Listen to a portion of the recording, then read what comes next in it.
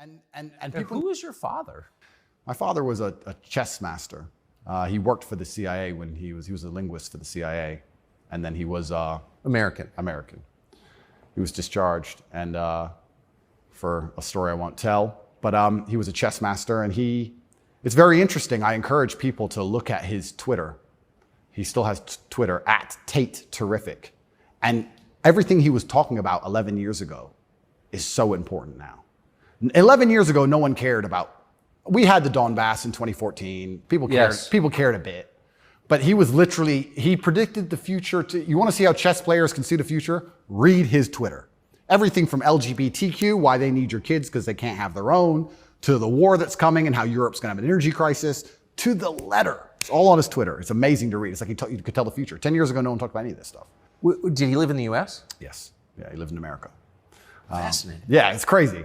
But he was telling me about a lot of this stuff even when I was a lot younger. And as we said, there's no good guys and bad guys. But when you have a vested interest in something, I think that people are relatively simple. You're talking about why the American government has such a vested interest in this war. Which is not good for America. Which is not good for America. So is it, well, we can say it's for money or we can say it's for power. What else would it be for? What, is it really for freedom and democracy? Well, I think that's already been destroyed by Zelensky, hasn't it? So yes. What is it for if it's not for money and power?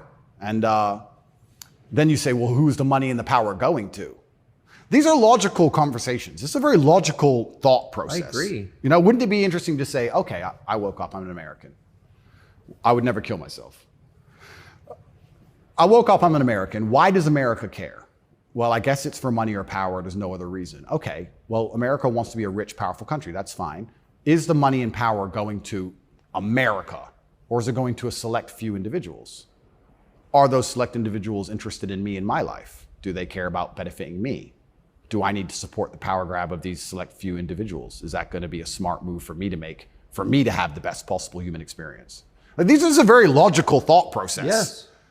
People don't seem to think anymore.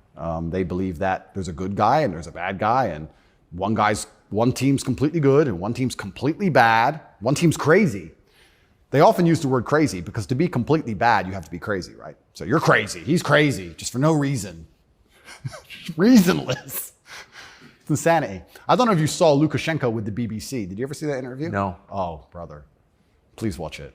The way he destroys the BBC. I thought I did the best job, but I take second place. Amazing, amazing. But yeah, and you just have to be critically thinking. And then after you're critically thinking, you have to be brave enough. And this is the real pandemic of the world, is cowardice. You have to be brave enough to look around you and realize, everything was a trick. Everything was a lie. But why not be a coward? I mean, it's just a lot easier, right? Well, it used to be. This is the thing that's interesting. I would actually argue in the 1950s and 60s, if you were to agree with every single narrative and obey every single law and do exactly what you were supposed to do and pay your taxes, etc., you'd at least get a wife who respected you. You'd at least have children who could go to school without being indoctrinated to a degree. Yeah. You could have a nice house. You could have a pickup truck. You could have a pretty good life if you just followed the rules. Yes. I don't think that's true anymore.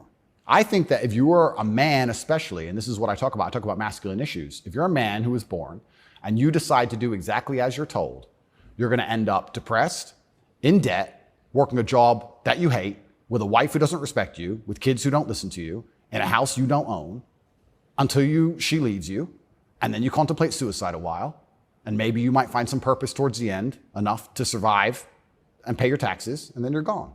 I don't think a man who just follows the programming is going to find any happiness. But they don't care. Why would they? They have no interest in masculine happiness. This is another thing that's very interesting. They talk about men's mental health all the time, especially in the UK. I'm not sure about America, but in the UK, they have this big drive for men's mental health, saying that men commit more suicides.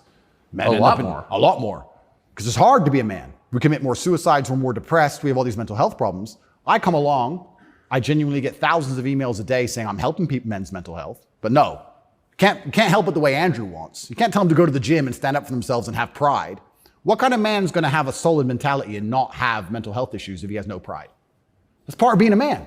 Part of being a man is proud of yourself. If you wake up and you're not proud of who you are and how you look and the things you say, how are you ever going to have a solid mentality?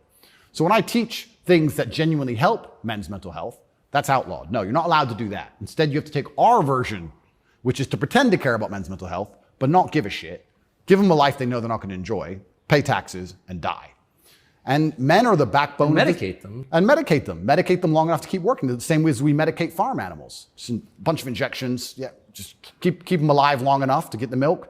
Milk's gone. Chop the head off. Boom. They need to put you in prison. They're trying. Yeah. I can see why. They're trying. And it's scary.